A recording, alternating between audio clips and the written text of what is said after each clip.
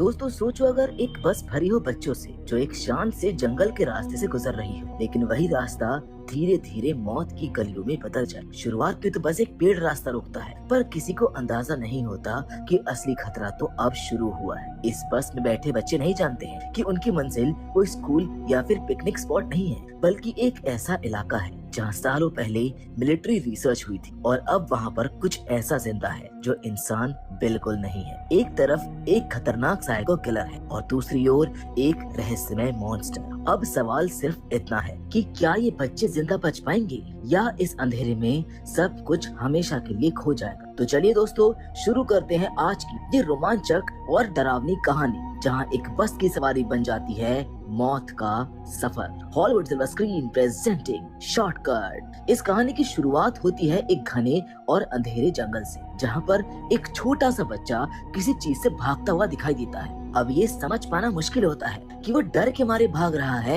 या किसी से छिपने की कोशिश कर रहा है, लेकिन माहौल इतना डरावना होता है कि देखते ही उसके रोंगटे खड़े हो जाते हैं। थोड़ी देर बाद सीन बदलता है और वही जंगल के रास्ते पर हम एक बस को गुजरता हुआ देखते हैं। बस में कई बच्चे बैठे होते हैं जो अपने स्कूल ट्रिप के लिए जा रहे होते हैं। सब कुछ ठीक चल रहा होता है, लेकिन तभी अचानक एक पेड़ गिरकर सड़क को पूरी तरह ब्लॉक कर देता है। अब मजबूर होकर बस ड्राइवर दूसरा रास्ता पकड़ लेता है, ये बिना जाने कि उस रास्ते में क्या खतरा छिपा हुआ है। अब बस जैसे जैसे आगे बढ़ती है, कैमरा हमें सड़क किनारे कुछ हड्डियां दिखाता है, जिससे माहौल और भी ज्यादा डरावना होता जाता है। धीरे धीरे जंगल खत्म होने लगता है और बस धुंध से घिर जाती है। बच्चे खिड़की से बाहर झांककर इधर उधर देखने लगते हैं और तभी अचानक बस एक झटके के साथ रुक जाती है। ड्राइवर नीचे उतरकर देखता है तो सामने एक मरा हुआ हिरन पड़ा होता है। वो उसे हटाकर वापस बस में चढ़ने वाला होता है कि तभी पीछे से एक अनजान आदमी धीरे से बस में घुस जाता है। आते ही वो ड्राइवर पर बंदूक तान देता है और बच्चों को धमकाता है कि सब अपनी सीट पर चुपचाप बैठे रहें। डर के मारे सभी बच्चे एकदम शांत हो जाते हैं। इसी बीच एक बच्चे को याद आता है कि उसने इस आदमी को पहले न्यूज़ में देखा था और धीरे धीरे सबको एहसास होता है कि ये आदमी कोई आम इंसान नहीं, बल्कि ये एक सीरियल किलर है जो कुछ दिन पहले जेल से भागा था। और सबसे डरावनी बात ये थी कि वो टीनेज बच्चों को ही निशाना बनाता था। अब किलर ने सबके मोबाइल फेंकवा दिए और ड्राइवर को बस चलाने का ऑर्डर दिया। बस जैसे जैसे आगे बढ़ी, हम वहाँ पर एक बोर्ड को देखते हैं जिस पर लिखा होता है मिलिट्री रिसर्च जोन, यानी बस एक ऐसे इलाके में जा रही है जहाँ सालों पहले खतरनाक प्रयोग हुए थे और अब वहाँ पर कोई नहीं रहता। थोड़ी देर के बाद बस एक टनल में घुसती है जहाँ पहले तो लाइट चल रही होती, लेकिन कुछ दूर जाते ही इंजन बंद हो जाता है। किलर को शक होता है कि शायद ड्राइवर चालाकी कर रहा है, इसीलिए वो एक लड़की को पकड़कर धमकाता है और ड्राइवर से कहता है कि नीचे उतरकर इंजन ठीक करो। ड्राइवर डरते हुए टॉर्च लेकर नीचे उतरता है और अंधेरे में आगे बढ़ता है। हर कदम पर सन्नाटा और डर बढ़ता जाता है और तभी अचानक उसे एक परछाई दिखाई देती है। वो धीरे धीरे उसके पास जाता है, लेकिन जैसे ही वो करीब पहुंचता है, सामने एक भयानक मॉन्स्टर खड़ा होता है। ड्राइवर चीख भी नहीं पाता और वो मॉन्स्टर उसे बेरहमी से पकड़कर मार डालता है। बस के अंदर बैठे बच्चे ये सब अपनी आंखों से देखते हैं और चीख उठते हैं। खुद किलर भी डर जाता है और जल्दी से बस के अंदर घुसकर दरवाजा बंद कर देता है। अब सब खामोश है, किसी की भी हिम्मत नहीं हो रही कुछ बोलने की। वो किलर बस को स्टार्ट करने की कोशिश करता है, लेकिन चाबी गायब होती है। चाबी तो ड्राइवर के पास ही थी जो अब मर चुका था, इसीलिए मजबूरी में किलर एक लड़की को बाहर भेजता है ताकि वो चाबी लेकर आए। वो लड़की डरते डरते बाहर जाती है और ड्राइवर के पास पहुंचती है। वहाँ का नजारा देखकर उसकी आंखें भर आती है, क्योंकि ड्राइवर लहूलुहान पड़ा था। वो कांपते हाथों से चाबी उठाती है और भागकर वापस बस में लौट आती। बस में आते ही बाकी बच्चों से पूछते हैं कि ड्राइवर कहाँ पर है, लेकिन वो बस सिर हिला देती है। अब सबको यकीन हो जाता है कि ड्राइवर मर चुका है। अब बस में सन्नाटा फैल जाता है। किलर ने अब रेगी नाम के एक बच्चे को बस स्टार्ट करने को कहा, लेकिन जब बस स्टार्ट नहीं हुई तो वो गुस्से में आकर धमकी देने लगा, मगर रेगी डरा नहीं, उसने उससे बहस शुरू कर दी। तभी पीछे बैठे एक बच्चे ने मौका देखकर किलर को जोर से धक्का दे दिया और वो नीचे गिर पड़ा। अब इसी मौके का फायदा उठाकर रेगी भी उसके ऊपर झपट पड़ा और उसकी बंदूक छीन ली। बस में सन्नाटा छा गया, सबके चेहरों पर डर साफ झलक रहा था। तभी रेगी किलर के ऊपर बंदूक तान देता है। बच्चों की सांसें रुक जाती है, लेकिन किलर डरने के बजाय हंसने लगता है। वो बोलता है कि मारना इतना आसान नहीं होता, इसके लिए हिम्मत चाहिए जो शायद तुम में नहीं है। अब इससे पहले रेगी कुछ कहता तभी बाहर से अजीब अजीब आवाजें आने लगती। वो आवाजें इतनी भयानक थी कि सबका ध्यान उसी तरफ चला जाता। इसी मौके का फायदा उठाकर किलर फिर से अपनी गन उठा लेता। अब धीरे धीरे बस की छत पर कुछ भारी चीज के चलने की आवाज आने लगती। उस आवाज को सुनकर सारे बच्चे काफी ज्यादा डर जाते। सबको लग रहा था जैसे मौत अब बस उनके सर के ऊपर मंडरा रही हो। गुस्से में किलर बस से बाहर निकल जाता है और चिल्लाने लगता है। वो कहता है, तुम जो कोई भी हो सामने आओ। लेकिन कुछ ही सेकंड बाद उसकी चीख अचानक से रुक जाती है। बस के अंदर बैठे बच्चे देखते हैं कि बाहर कुछ बहुत भयानक हो रहा है। किलर के सामने अब एक डरावना मॉन्स्टर खड़ा था। उस राक्षस ने पल भर में किलर का सर धड़ से अलग कर दिया। उसके लंबे नुकीले टेंटिकल्स उस सर को बेरहमी से छेद रहे थे। ये सीन देखकर बच्चों की चीख गले में ही अटक जाती है। अब उनके सामने मौत का असली रूप था। डर के मारे बच्चों को कुछ भी समझ में नहीं आ रहा था कि वो आखिर क्या करे, पर फिर भी वो लोग बस के अंदर छिपे रहने का फैसला लेते हैं। लेकिन तभी बाहर से बिजली की तरह कड़ाने की आवाज आती है। बस का दरवाजा जोर से खुलता है और अगले ही पल उस मॉन्स्टर के विशाल हाथ सीटों के ऊपर दिखने लगते हैं। वो धीरे धीरे बस के अंदर घुसने लगा था। बच्चों ने किसी तरह पीछे के दरवाजे से भागने की कोशिश की, मगर वो दरवाजा जाम था। तभी किसी बच्चे ने देखा कि मॉन्स्टर लाइट से डर रहा है। उसकी आंखें रोशनी से बच रही थी। ये बात समझते ही बच्चों ने तुरंत टॉर्च की रोशनी उसकी तरफ कर दी। अब तेज रोशनी से मॉन्स्टर पीछे हट गया और उसी वक्त बस का दरवाजा खुल गया। मौका देखते ही सब बच्चे बस से भागे और एक बंकर में जाकर छिप गए। बंकर के अंदर की दीवार पर एक बड़ा नक्शा टंगा हुआ था, जिससे पता चल रहा था कि ये जगह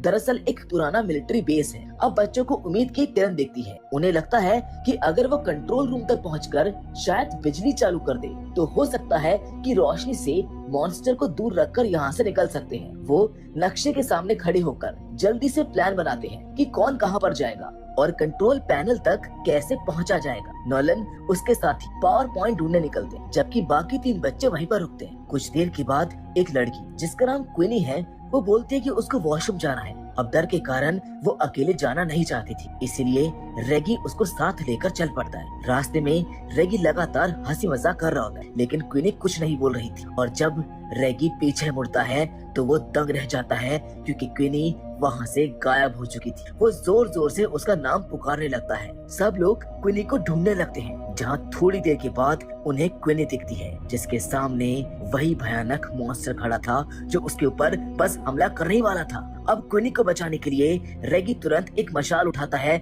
और मॉन्स्टर की तरफ फेंक देता है ताकि उसका ध्यान हट जाए। और तभी उसका दोस्त क्विनी को पकड़कर वहाँ से निकलने में कामयाब हो जाता है। दोनों भागते हुए बंकर की तरफ बढ़ते हैं, लेकिन रेगी पीछे ही रह जाता है। मशाल पानी में गिरकर बुझ जाती है और अब मॉन्स्टर उसके बिल्कुल सामने खड़ा था। मॉन्स्टर अपने मुंह से अजीब सा खून जैसा तरल निकालता है जो सीधा रेगी के चेहरे पर गिरता है, जबकि उधर क्विनी और उसका दोस्त वापस रेगी को नजारा देखते हैं। वो दोनों कुछ समझ ही नहीं पाते कि तभी अचानक से बेस की लाइट जल उठती है। तेज रोशनी फैलते ही मॉन्स्टर जोर से चीखता है और पीछे हट जाता है। ऐसा लग रहा था जैसे रोशनी उसकी सबसे बड़ी दुश्मन हो। रेगी को पीछे छोड़कर बाकी बच्चे वहाँ से भाग जाते हैं। अब उन्हें समझ आता है कि उनके दोस्तों ने पावर हाउस ढूंढ लिया है। नॉलन और उसके साथी जो लाइट ऑन करने में सफल हुए थे, अब पास के एक कमरे में पहुंचते हैं। वहाँ उन्हें एक मरी हुई बॉडी दिखती है। कमरे में हर तरफ कई फोटोज और नोट्स बिखरे हुए। ध्यान से देखने पर पता चलता है कि ये सारे नोट्स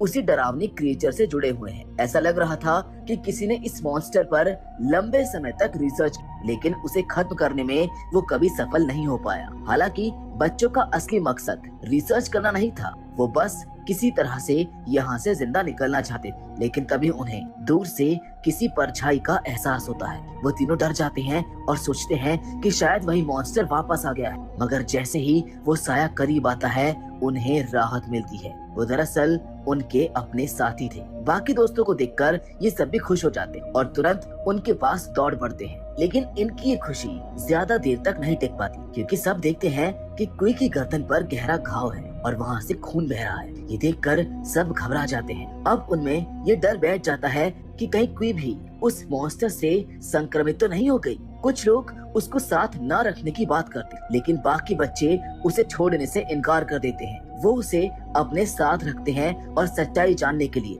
फिर से उसी कमरे में लौटते हैं जहाँ पर उन्हें मॉन्स्टर के बारे में नोट्स मिले थे। वहाँ पर वो एक पुरानी नोटबुक उठाते हैं और उसको पढ़ना शुरू करते हैं। उसमें लिखा था कि ये कहानी एक लड़के की है जो अपनी बहन के साथ नई नई जगहों को एक्सप्लोर करना पसंद करता था। एक दिन दोनों घूमते घूमते इसी मिलिट्री बेस में आ गए। लड़का मैप देख रहा था, इसीलिए थोड़ा पीछे रह गया, जबकि उसकी बहन आगे बढ़ गई। तभी टनल के अंदर से उसकी चीख सुनाई दी। डर के मारे लड़का अपनी बहन को बचाने के बजाय वहाँ से भाग गया। वहीं से ये भयानक कहानी शुरू हुई थी। वही बच्चा, वही हादसा जो फिल्म की शुरुआत में हमने देखा था। वो लड़का उस दिन तो बच गया था, लेकिन अपनी बहन की मौत का अपराध बोध उसे जिंदगी भर सताता रहा। उसने ठान लिया था कि वो उस राक्षस से बदला लेगा जिसने उसकी बहन की जान ली थी। उसने सालों तक उस मॉन्स्टर पर रिसर्च की, उसके बारे में हर जानकारी जुटाई और उसे खत्म करने के लिए एक मशीन भी बना डाली। लेकिन इससे पहले कि वो उसको इस्तेमाल कर पाता,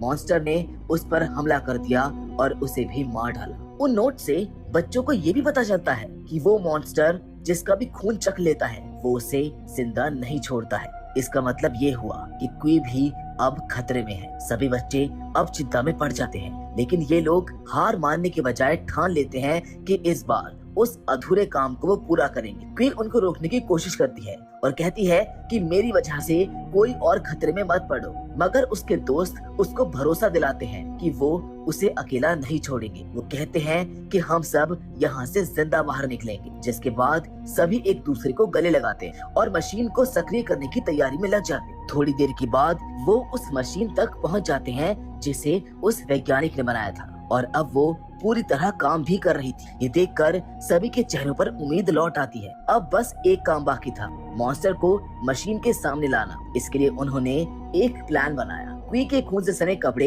एक खुले मैदान में रख दिए गए ताकि मॉन्स्टर उसकी गंध सूंघकर वहीं पर पहुंच जाए। क्वी को थोड़ी दूरी पर खड़ा किया गया ताकि वो उसे मशीन की तरफ खींच सके। मॉन्स्टर आखिरकार उनके जाल में फंस जाता है। वो वहाँ पर पहुँच जाता, लेकिन वो मॉन्स्टर भी चालाक था।